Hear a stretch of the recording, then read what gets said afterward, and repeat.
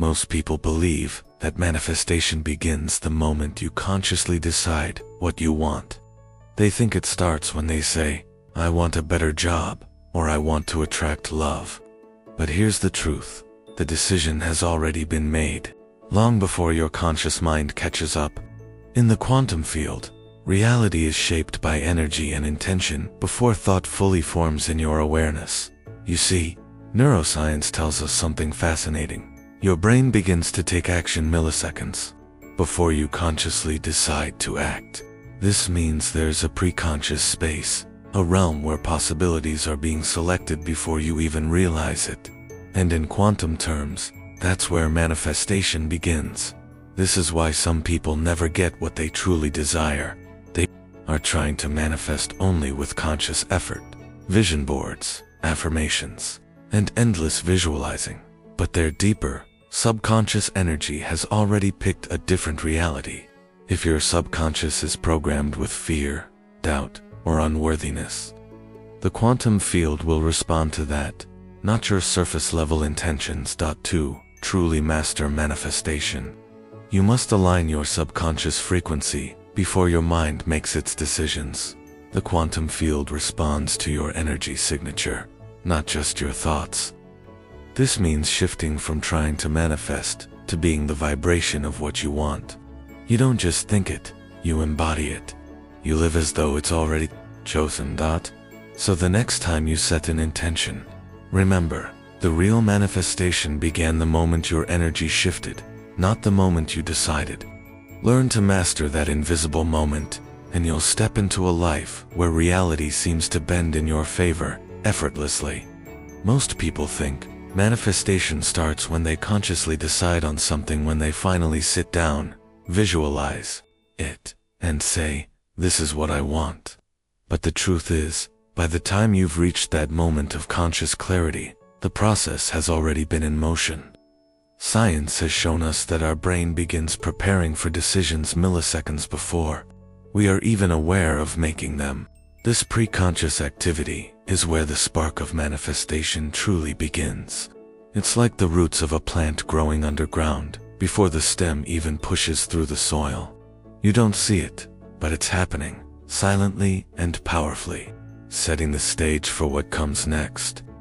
In the realm of quantum physics, everything exists as infinite possibilities until it is observed or experienced. That choice point where one possibility collapses into your reality does not occur when you think you've decided. It occurs when your energy has already selected it in that subtle, hidden space before thought fully emerges.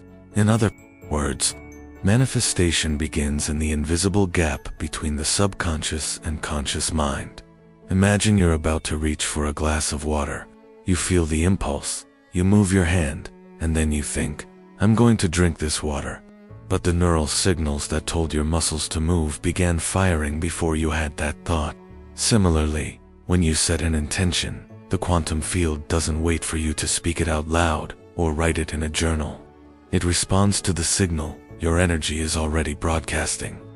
If that signal is aligned with what you consciously want, manifestation flows easily. But if that signal is tangled with doubt, fear, or unresolved emotions, the quantum field will match that frequency instead. This is why people can work hard at manifesting something and still feel like they're hitting an invisible wall. Their conscious mind is asking for one thing, but their deeper energy has already chosen something else. When you understand that this preconscious moment is where the magic begins, you start to see why alignment is everything. It's not enough to think positive after the fact. You have to address the energy you're carrying all the time, because it's that constant baseline frequency that's influencing what the quantum field mirrors back to you. Most of what you manifest isn't the result of the big, dramatic decisions you remember making. It's the cumulative effect of countless micro-decisions your subconscious is making before you even notice them. This is also why sudden insights or lucky breaks often feel like they come out of nowhere. They were seated in this invisible space long before they reached your conscious awareness. It's as if reality is always a few steps ahead of your thoughts, arranging itself in response to the energy you've been radiating without even realizing it.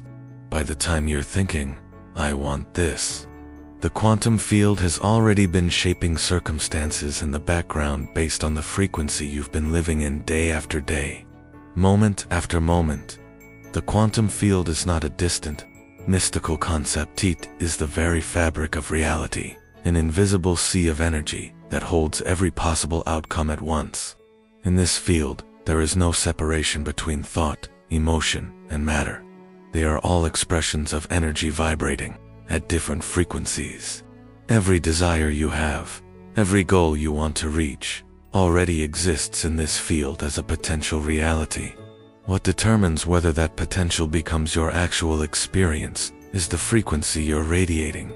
This is why two people can want the same thing, take similar actions, and yet one succeeds while the other struggles.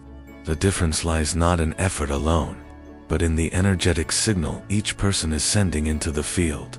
Think of it like tuning into a radio station. The station you hear isn't determined by how loudly you turn the volume up, but by the frequency your radio is set to. In the same way, the quantum field is always broadcasting infinite possibilities, and your life is tuned to the one that matches your dominant energetic state. This means that if you are vibrating in the frequency of abundance, gratitude, and openness, you naturally align with opportunities and people that reflect those states.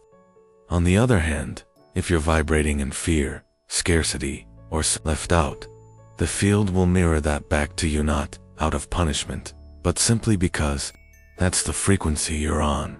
What's fascinating is that this isn't just spiritual philosophy, it's supported by science. Quantum physics shows that particles can exist in multiple states until observed, and it's the interaction with energy and intention that causes one state to collapse into reality. In a similar way, your vibration is the observation that tells the field, this is the reality I'm choosing. Whether you're conscious of it or not, you're constantly sending out this signal through your emotions, thoughts, and even the subtle physiological states of your body. Your vibration is not just shaped by what you consciously think about, but also by what you habitually feel and believe. This is why positive thinking alone often fails.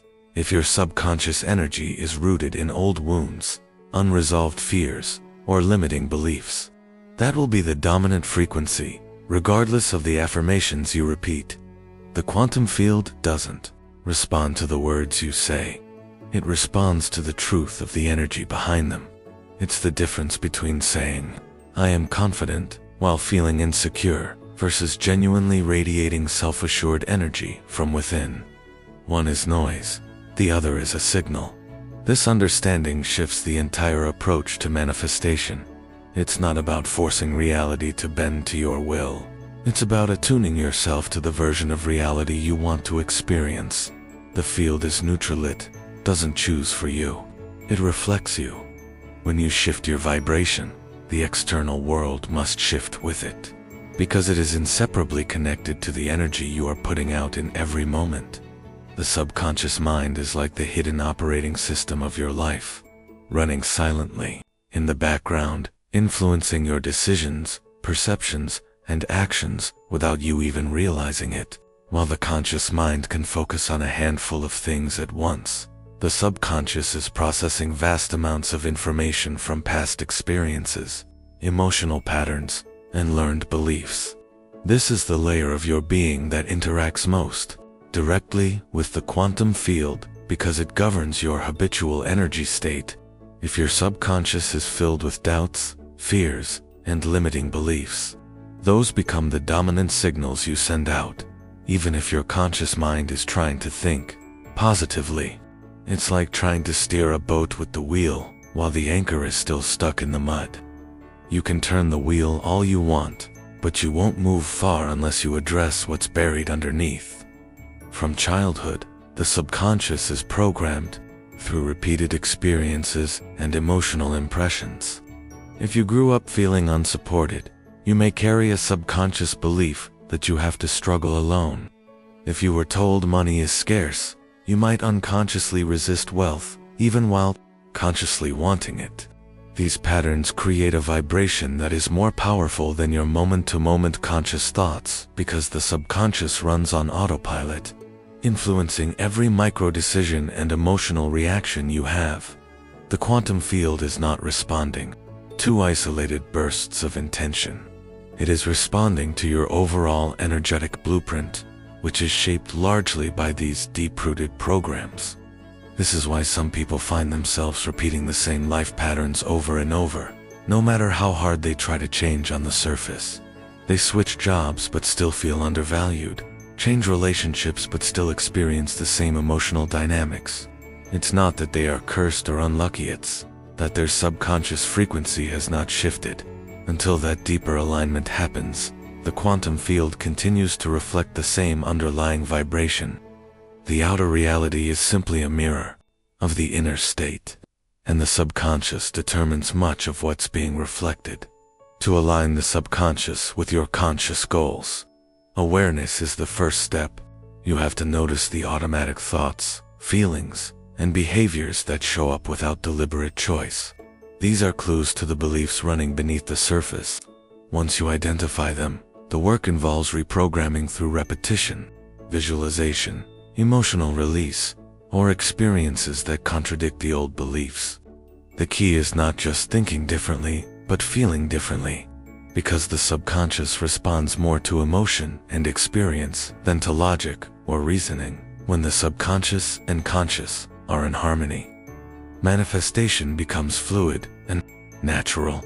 Instead of feeling like you are pushing against resistance, your energy flows in one unified direction, making it easier for the quantum field to deliver the realities that match your intentions. The change doesn't just happen in your mind, it happens in your entire energetic presence, which is the true language the universe understands. Embodiment is the art of living as though what you desire is already your reality, and it is one of the most powerful ways to communicate with the quantum field. When you embody something, you don't just think about it or talk about it too. Inhabit the emotional, physical, and energetic state of already having it. This is different from wishful thinking because, in embodiment, there is no gap between you and your desire. The version of you who already has the life you want becomes the version of you that shows up in every moment. This sends a clear, consistent signal to the field that says, "This is my reality," and the field responds by arranging circumstances, people, and opportunities to match. The challenge for most people is that they wait for external evidence before they allow themselves to feel the emotions they want to experience. They say, "I'll feel abundant when I have more money," or "I'll feel loved when I'm in a relationship." But the quantum field doesn't work that way. The external reality is a reflection of the internal state, not the other way around. By waiting for proof, you delay the shift in frequency that would actually bring that proof into your life. Embodiment flips this order. It requires you to feel the feelings of your desired reality now, before any physical evidence appears. When you do this consistently, you close the gap between where you are and where you want to be, because your vibration is already aligned with the outcome. This is why professional athletes visualize winning as if it's already happened. Why successful entrepreneurs carry themselves with confidence before they've made their first million, and why people who radiate joy often seem to attract more joyful experiences. They're not just imagining, they're embodying the state that matches their desired result. This embodiment changes posture, tone of voice, decisions, and micro-actions in ways that compound over time, creating a reality that mirrors the internal state. Embodiment also bypasses a common trap in manifestation, the energy of lack. When you constantly focus on wanting something, you reinforce the fact that you don't have it yet, which vibrates at a frequency of scarcity. The quantum field reflects that back, keeping the desire unfulfilled. By embodying the version of yourself who already has it, you stop vibrating "I want" and start vibrating "I am." That shift is subtle but profound, and it changes everything about how reality interacts with you.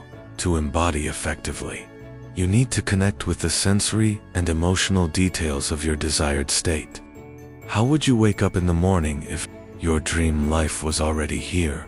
What would you wear? How would you walk? What kind of conversations would you have? How would you make decisions?